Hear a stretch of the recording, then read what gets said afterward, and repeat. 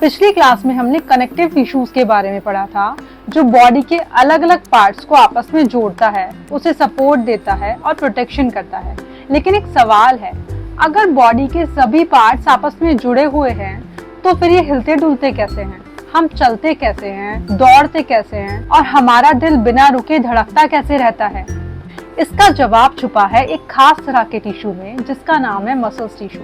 आज हम जानेंगे मसल्स टिश्यू के बारे में, ये क्या होता है, कैसे काम करता है और कितने टाइप्स का होता है। तो चलिए फिर तैयार हो जाइए बॉडी के सबसे एक्टिव और पावरफुल टिश्यू की दुनिया में एंटर करने के लिए। सोचो, आपको हाथ उठाना है, स्माइल करनी है या फिर फुटबॉल को किक करना है, ये सब कौन करवाता है? इसका जवाब है मसल्स टिश्यू। मसल्स फाइबर्स एक सिग्नल मिलते ही कॉन्ट्रैक्ट करते हैं और फिर से रिलैक्स हो जाते हैं। इसी कॉन्ट्रैक्शन और रिलैक्सेशन की वजह से बॉडी मूव करती है। मसल्स टिश्यूज 3 टाइप्स के होते हैं: skeletal muscle tissues, smooth muscle tissues and cardiac muscle tissues. तो इसमें हम सबसे पहले जानेंगे स्केलेटल मसल टिश्यूज के बारे में। स्केलेटल मसल टिश्यूज की लोकेशन कहाँ होती है? आपके लेग्स, आर्म्स, नेक, फेस, बॉडी वॉल में। इसके फीचर्स क्या क्या होते हैं? ये है आपका स्केलेटल मसल्स। लॉन्ग सिलेंड्रिकल होता है, आपको दिखाई दे रहा है। डार्क और लाइट बैंड्स होते हैं, जिसे हम स्ट्राइएशंस भी बोलते हैं। मल्टी न्यूक्लिएटेड होता है, बहुत सारे न्यूक्लियस प्रेजेंट होते हैं। ठीक, इसके अलावा स्केलेटल मसल्स को वॉलंटरी मसल्स भी बोलते हैं, क्योंकि ये आपके कंट्रोल में होती हैं। आप चाहते हैं तो ये मूव करती हैं, आप नहीं चाहते हैं तो मूव नहीं करती। क्लास में जब टीचर बोलती है सब खड़े हो जाइए, तो आप सब खड़े हो जाते हैं। क्यों हो जाते हैं? कि आपने अपनी बॉडी को कमांड दी कि टीचर ने कहा कि खड़े होना है, तो आप खड़े हो जाओ, तो आपकी बॉडी खड़ी हो जाती है, क्योंकि स्केलेटल मसल्स आपकी मर्जी से काम करती हैं। इसके एग्जांपल्स क्या हैं? वॉकिंग, डांसिंग, स्पीकिंग, राइटिंग, ये सब आप अपनी मर्जी से करते हैं।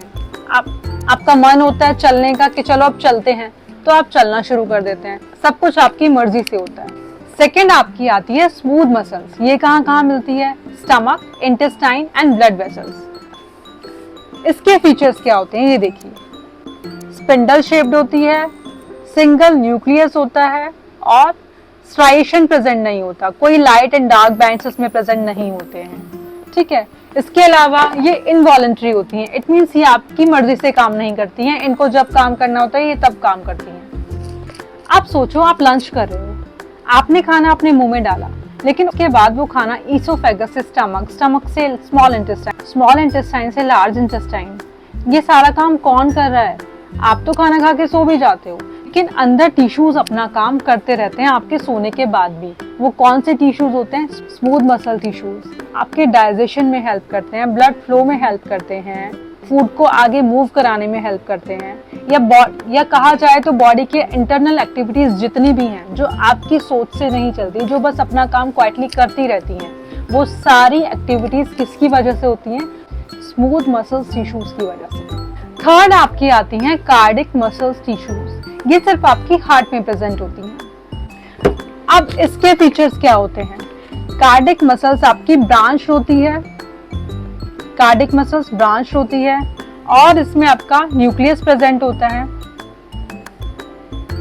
जंक्शंस प्रेजेंट होते हैं, जिसे हम इंटरकैलेटेड डिस्क भी बोलते हैं।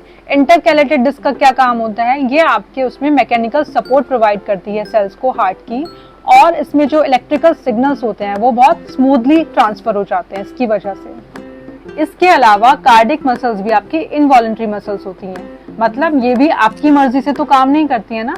ये लगातार बिना आपके सोचे समझे आप सोते रहते हैं, आप कुछ भी अपना काम कर रहे हो, इनको उससे कोई फर्क नहीं पड़ता, ये अपना काम कंटिन्यूअसली करती रहती है।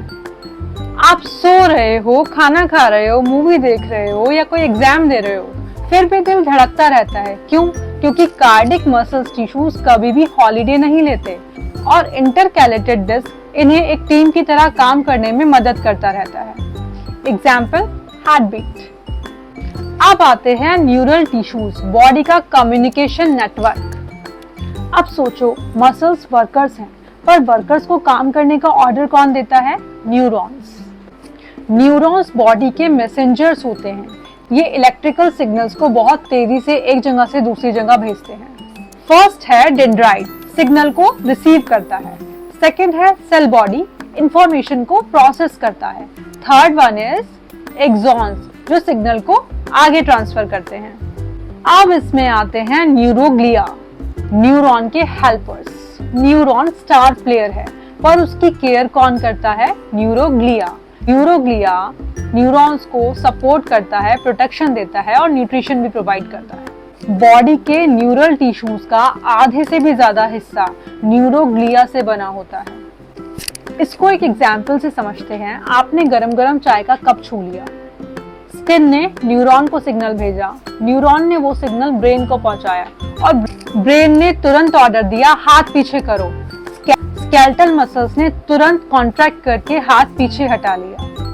इसी टीम वर्क की वजह से हम सेफ रहते हैं।